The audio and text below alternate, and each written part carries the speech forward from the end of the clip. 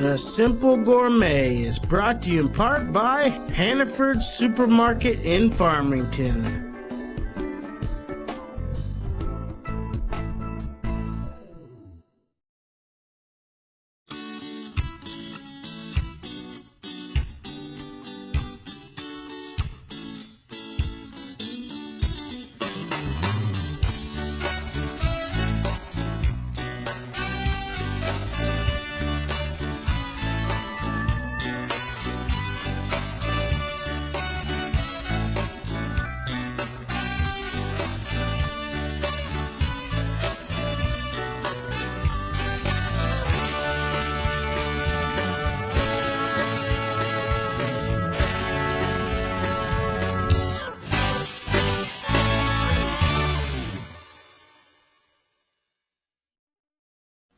Hello and welcome to this edition of the Simple Gourmet. We're excited today because we're welcoming a new sponsor. Hannaford Brothers in Farmington has agreed to underwrite a portion of the costs of our show each month. So we're happy to have them aboard. And because of that, we're kind of celebrating with a party today. In my house, as our kids have gotten older, one of the things that we have done is change our Christmas Day tradition. We now have Christmas Day brunch, usually after the presents are all open. So we're going to do some brunchy things today, and you could do this on New Year's Day, kind of make a neat party as well, and if you have guests over, getting ready to watch football for the New Year's Day football extravaganza, this would be a great way to start off the day.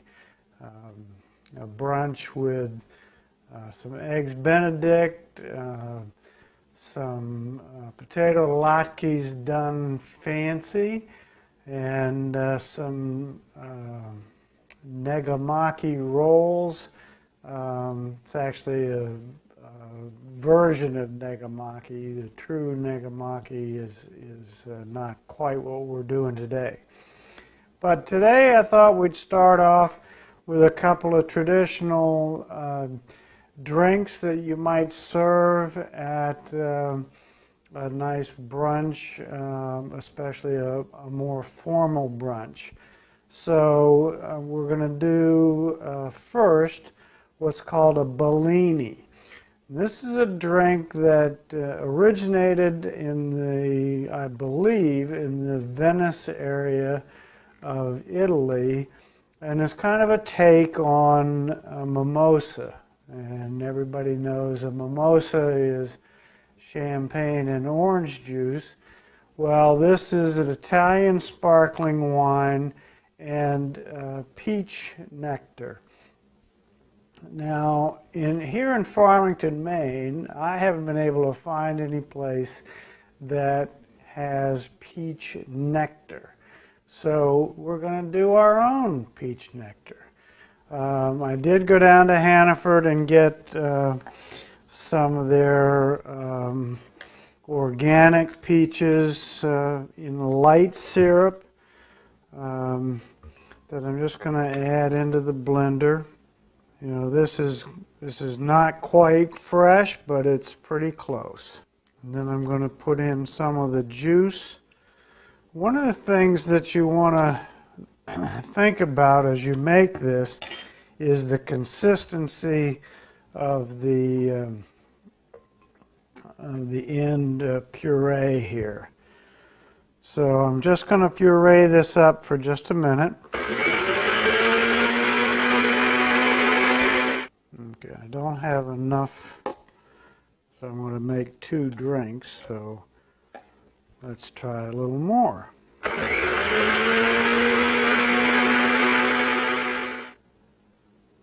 And of course, traditionally, champagne drinks come in tall, fluted glasses. So that's what we have here.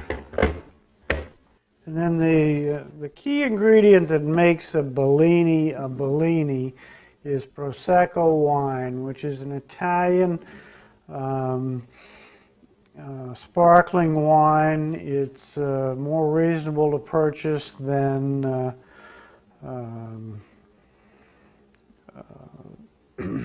many of the champagnes, and is quite bubbly. And of course you could make this non-alcoholic if you wanted to, just by adding carbonated water, Pellegrini or whatever,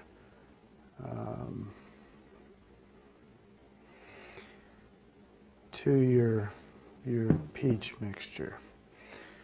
Now, one of the things that I look at and I say, you know, this is very pretty because it's got a couple of layers, but maybe I don't want the layers. So I'm just going to give this a little stir.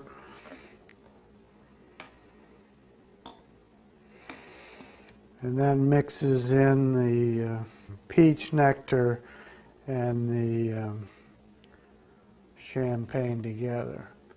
So if you're making this for a crowd, I would just use as much peach nectar or peaches as you want, and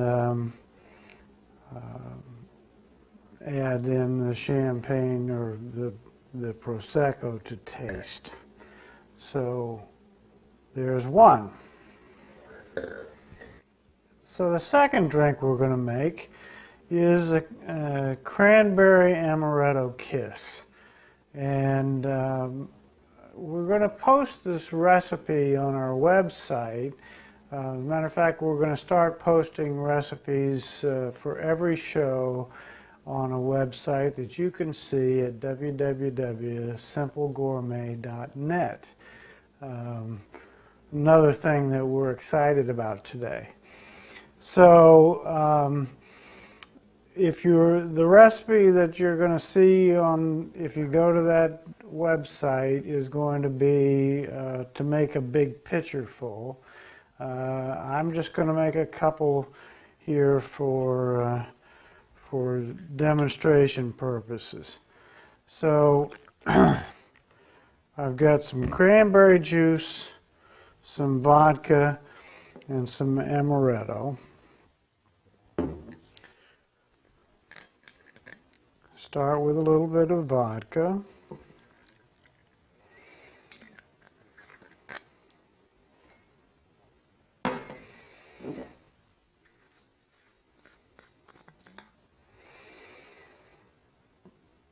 A little bit of amaretto. And you'll see the precise measurements that I use. If you want more, you want less, do what you want to do.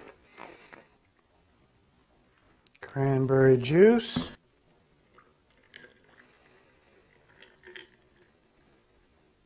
And just a touch of fresh squeezed orange juice. And to stir.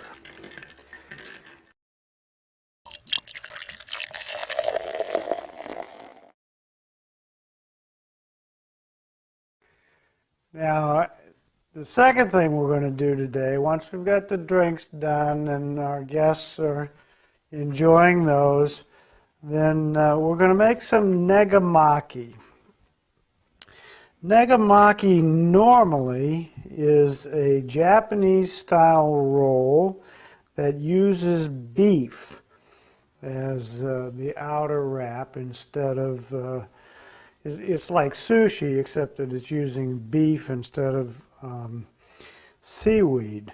So this is a version of that, and we're using prosciutto.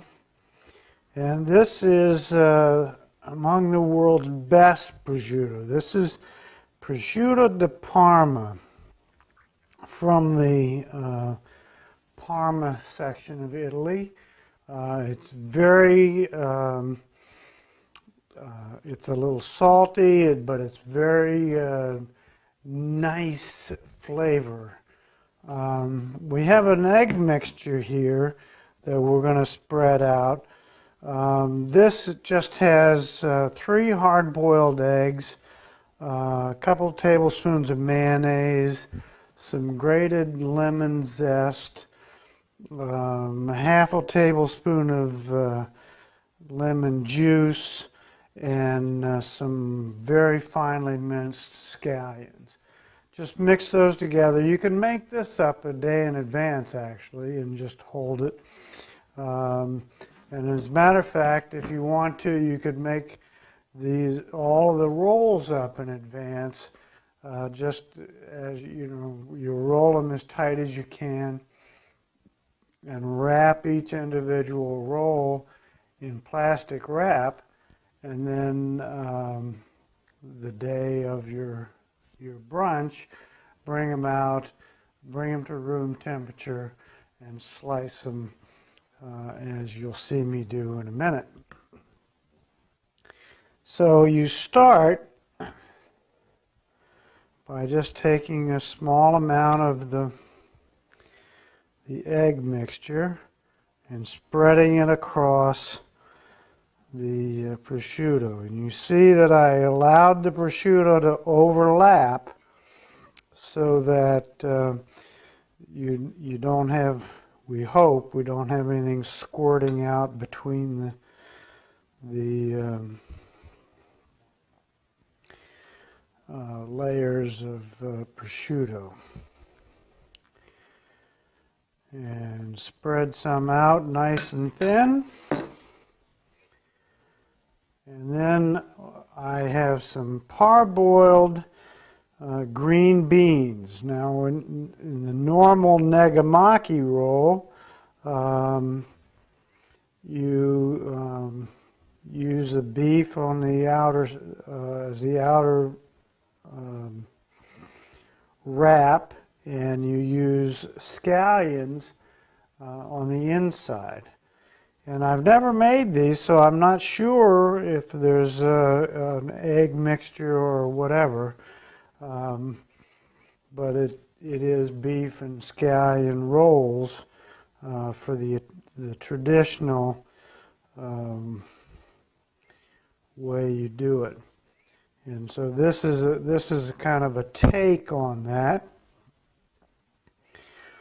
And I got this recipe from the December 7th issue, or December 07 issue of Gourmet Magazine.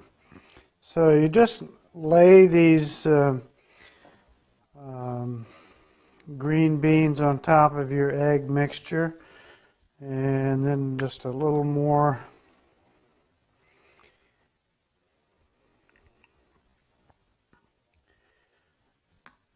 egg mixture on top.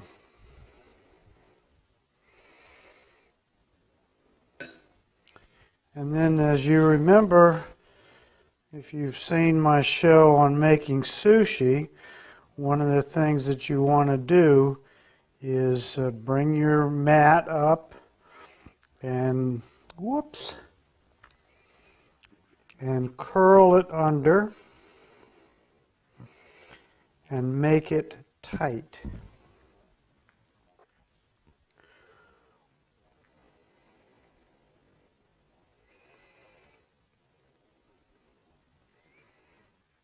Just keep bringing it back in and keeping it tight,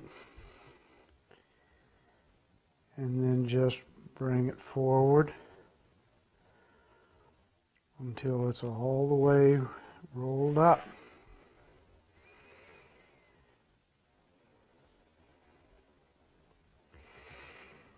And once it's rolled, slide the mat out from under it. and leave it seam side down.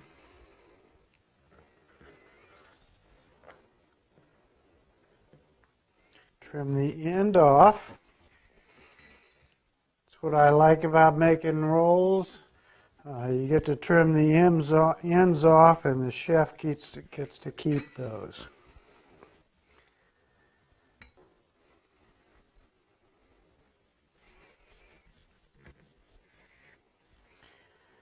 And then you just slice them into half, 3/4 inch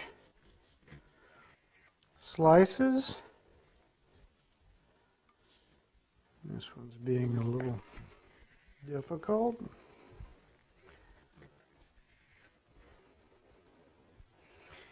That one was being difficult because there's a separation in that prosciutto there, and it kind of got into a seam. And then just turn these rolls on their side.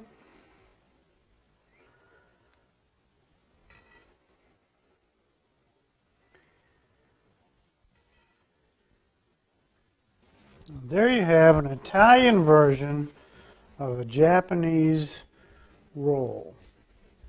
And I want to tell you, they are delicious. I hope you try those, and I hope these become a tradition in your family. The next thing we're going to do is make some potato latkes, and that's a traditional New Year's thing. But we're going to make them fancy. I figure anything that's got smoked salmon and caviar on it has got to be great. So we're going to take some Yukon Gold potatoes and some onions and grate them up. And I've got this towel here because I'm going to squeeze the juice out of them. And then we're going to mix some things together and fry them up. Now, the Yukon Gold potatoes are a nice, fancy, waxy potato with a thin skin, and you can just leave the skin right on them. You do want to wash them first, but leave the skin right on it. And use the old knuckle buster.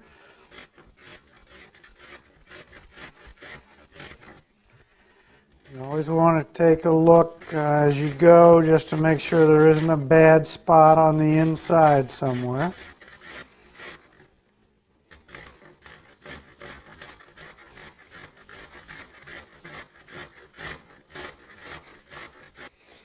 All right, so we've got this all grated up.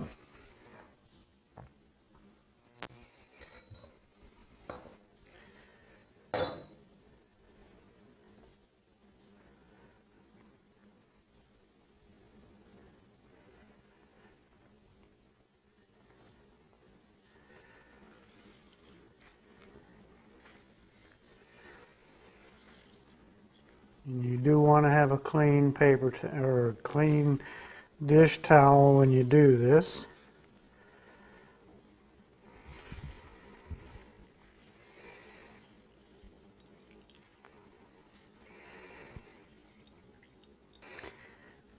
And this is not the kind of thing, you know, you got to get it bone dry or anything. You just want to squeeze most of the excess water out. And then transfer the potato to a bowl.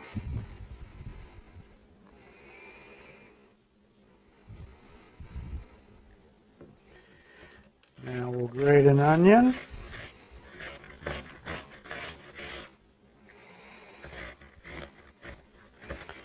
And if you wanted to avoid the knuckle buster on the onion, I suppose you could do a very, very fine dice.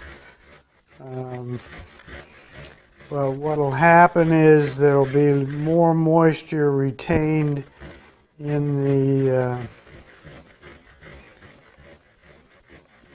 onion. It might affect the cooking of the latkes. So the recipe says grate it, so I'm grating. And so we've squeezed the juice out of the onion, and we'll add that to our potato mixture. And we'll kind of straighten up a little bit.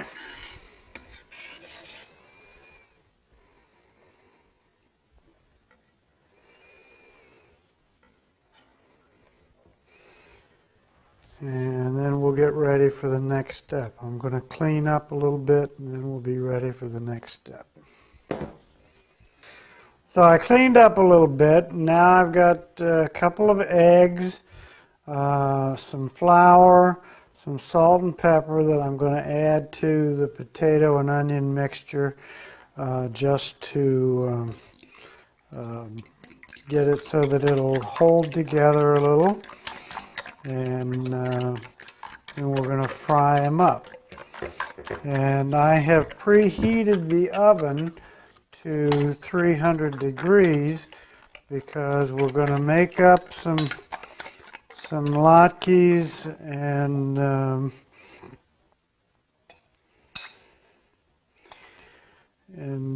we have to keep them warm while we do the rest. So couple of eggs, maybe 3 tablespoons of flour,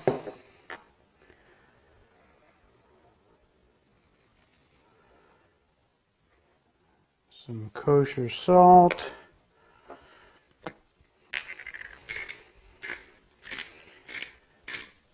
and some salt and pepper.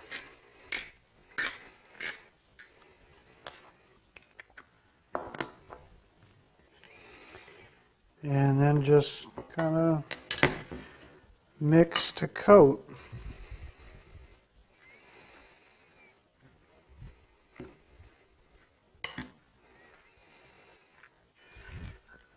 Now, once you've got this mixture all put together, you want to just use a spatula and pack it into a 1/4 cup measure.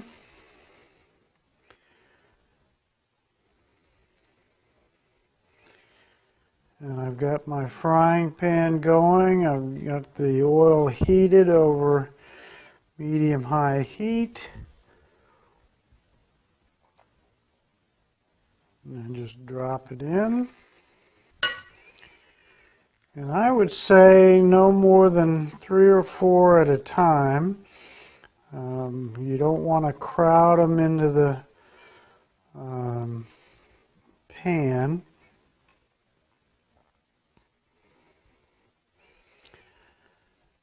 And you're also going to flatten them a little bit, so they're going to spread out. Take your spatula,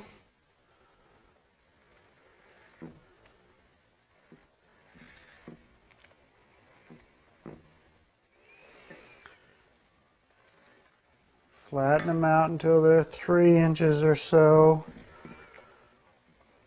in diameter.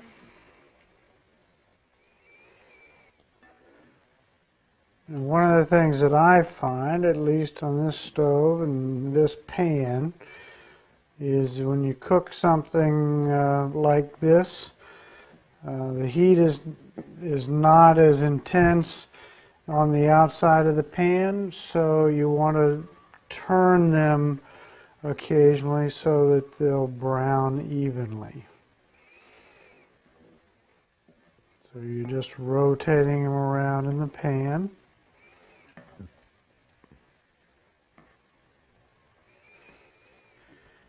At This will take about 4 minutes or so on a side. So now you have a couple minutes that you can do something else. And by the way, I'm just cooking these in canola oil.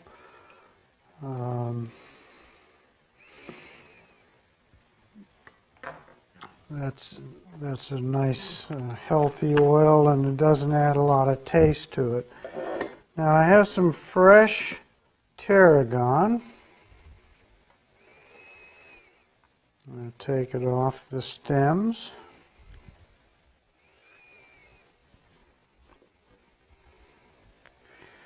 Tarragon's kind of a neat herb.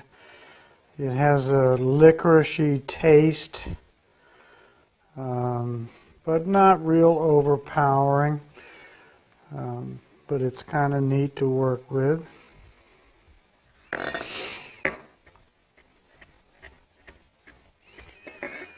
And then just give the tarragon a chop.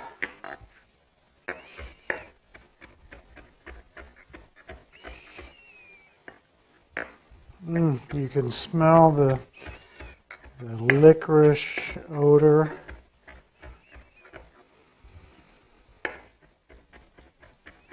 You want to kind of keep an eye on your latkes while they're going.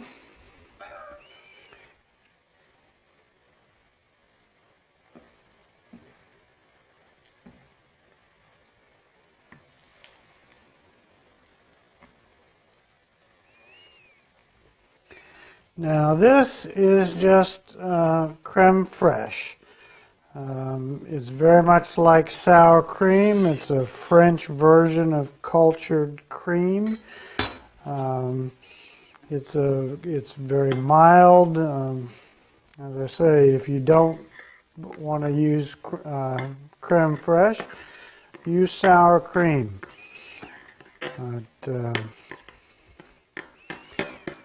Just is a very nice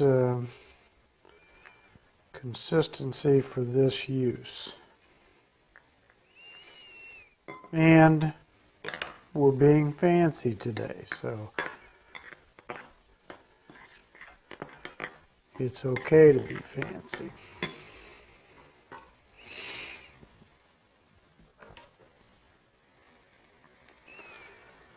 And we're getting GB and D, golden brown and delicious.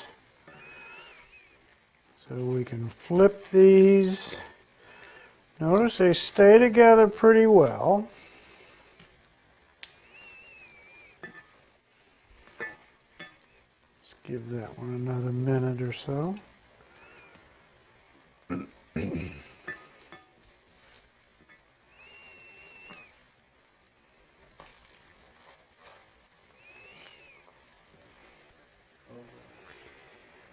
So we've now gotten these pancakes so they're kind of cooked through on both sides and nice and golden.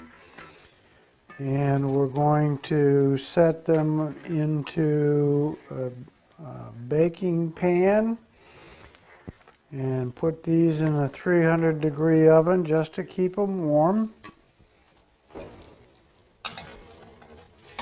Of course, they will cook a little more as you go, and that'll be okay. So we've let them all come to a nice golden brown. They're cooked through on both sides. We've got a bunch in the oven that are waiting for us, and now we're going to plate up a couple at a time. I figure that 2 latkes makes a good serving. So I have some smoked salmon.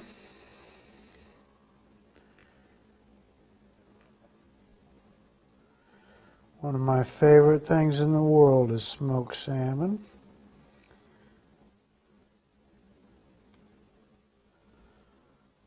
And we're just going to put that right on the top of the latke.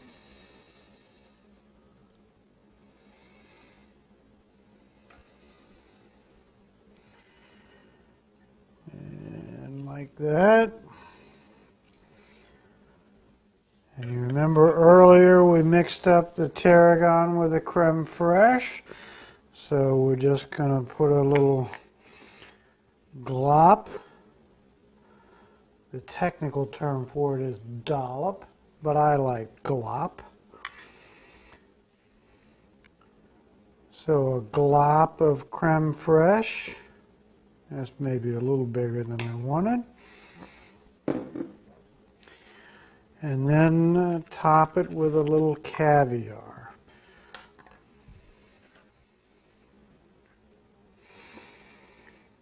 And I'll bet you there are people out there saying, oh, I don't like caviar. Well, if you don't, leave it off. But if you're going to have a nice fancy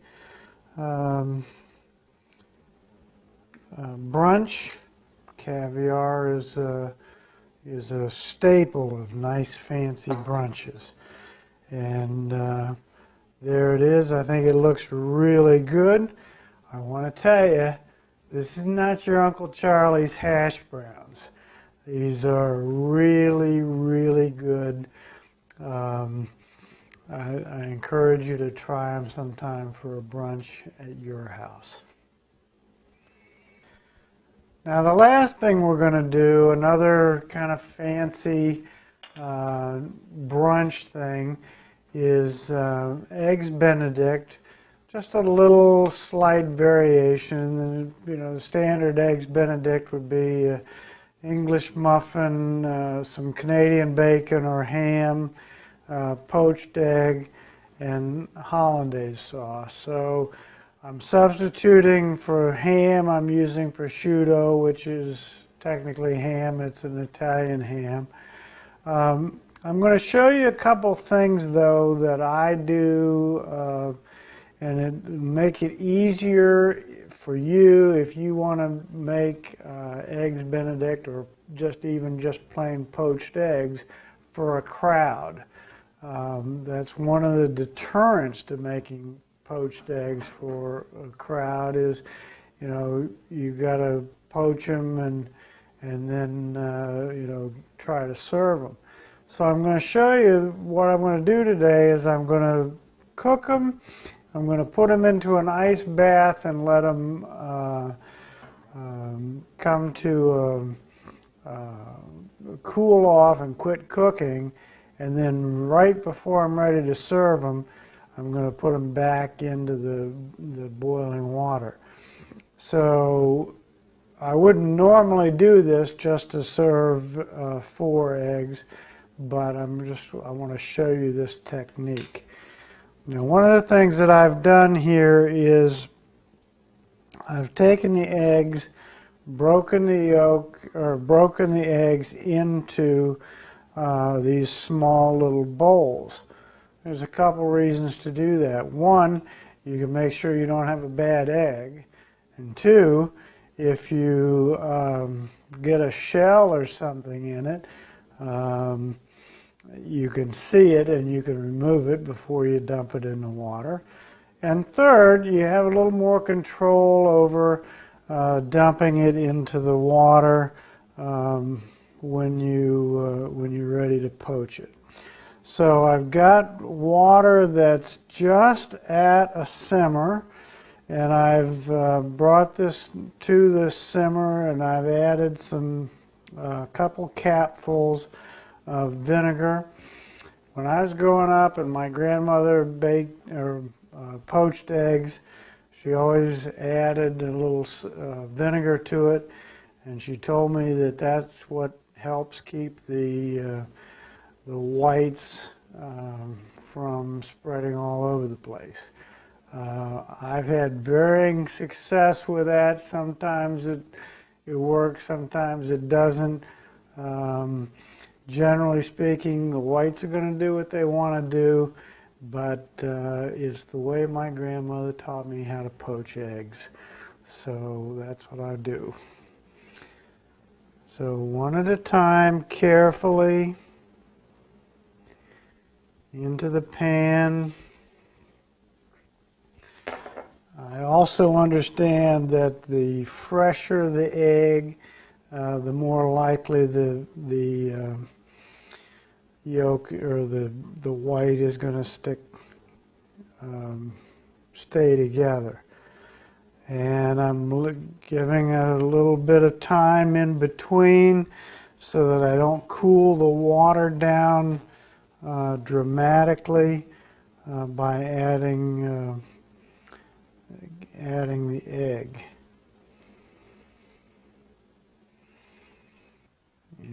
I like to let the glass bowl just kind of rest on the top of the water for a second. That also helps acclimate the temperature. And then, you know, the water is just barely simmering. And when you can see one of the eggs is starting to move a little bit. And you want to cook these for 2.5 minutes probably.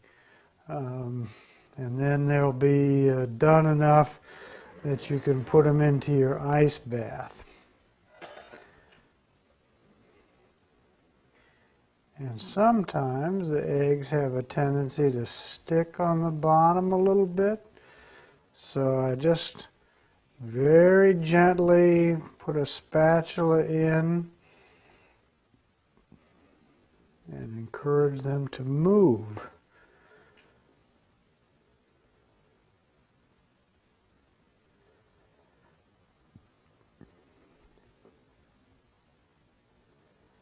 And when I do that, I can see that the egg white part is still rippling, so I know it's not done yet.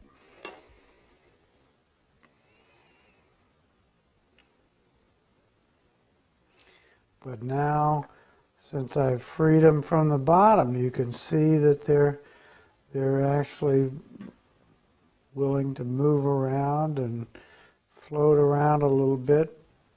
You could do another 2 eggs in here probably without any harm, but like I say, when you're using an ice bath, you can put them right in there, bring them back to warm very, very easily. So while we're waiting for that to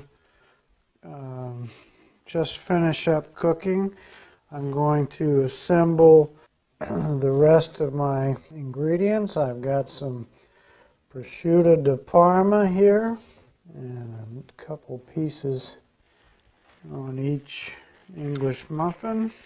I think the first one is done enough that I want it to come out of the water. Now remember that I put these in, waiting a few seconds for each one. So it's kind of important that you try to remember the sequence that you took them out or put them in, and take them out in the same sequence. And by putting them in the ice bath, you're bringing them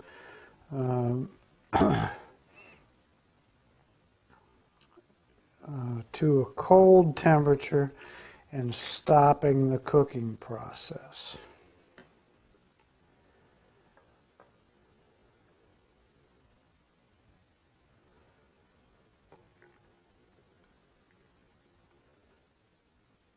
And there you go. Now, let's say you're feeding 15 people instead of 3 or 4. So you just get a bigger bowl or a couple of bowls and use the ice bath, and you keep on working in small batches and put them into the ice bath, and then you've got everything else assembled and ready to go, and now you need to bring them back into your simmering water.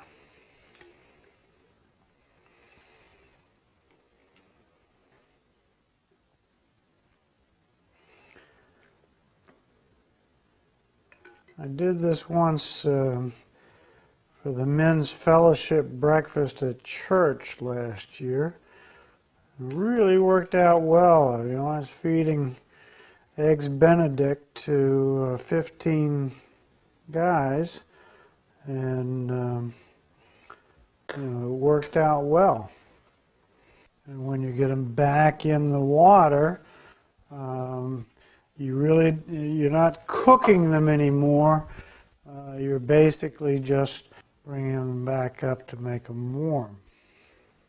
Now we're ready to plate, and one of the things you want to do is, you know, use a slotted spoon and try to get all the water off that you can, and then turn it upside down.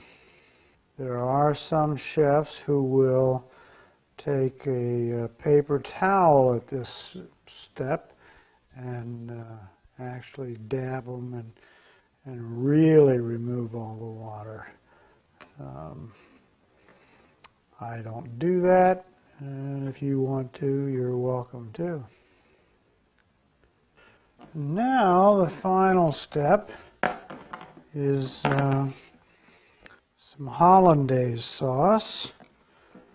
I simply, to save myself time, bought a package of hollandaise sauce at Hannaford. It's very simple to do that way. Take a cup of milk, whisk in the powdered sauce, add half a stick of butter, and cook it until it thickens. And that's really all there is to it. You can make your own hollandaise sauce, and I'm sure it will taste a little bit better, but maybe not a lot better. I kind of like this sauce.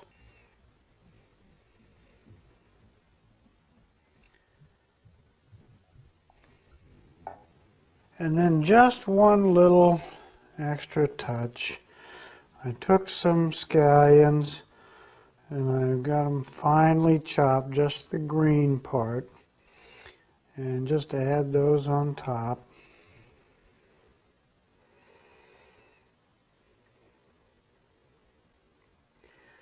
Just to add a little zip. So there's the next step in a very fancy breakfast or brunch, and I hope you can try this at home as well. Enjoy. So we've come to the end of our show today. We've got some pretty nifty brunch dishes and a couple of drinks. A cranberry amaretto kiss, traditional Italian Bellini, eggs Benedict, fancy potato latkes with smoked salmon, a tarragon creme fraiche, and caviar, and some an Italian variation of negamaki. This would be a great Christmas Day brunch for a group. New Year's Day brunch. You know, what better way to start out a new year than with a party and a festive occasion. I want to thank Hannaford for their sponsorship for us and their continuing willingness to do that. And you can check out these recipes at thesimplegourmet.net, and they will be there for your use. So I hope you enjoy, and Happy New Year.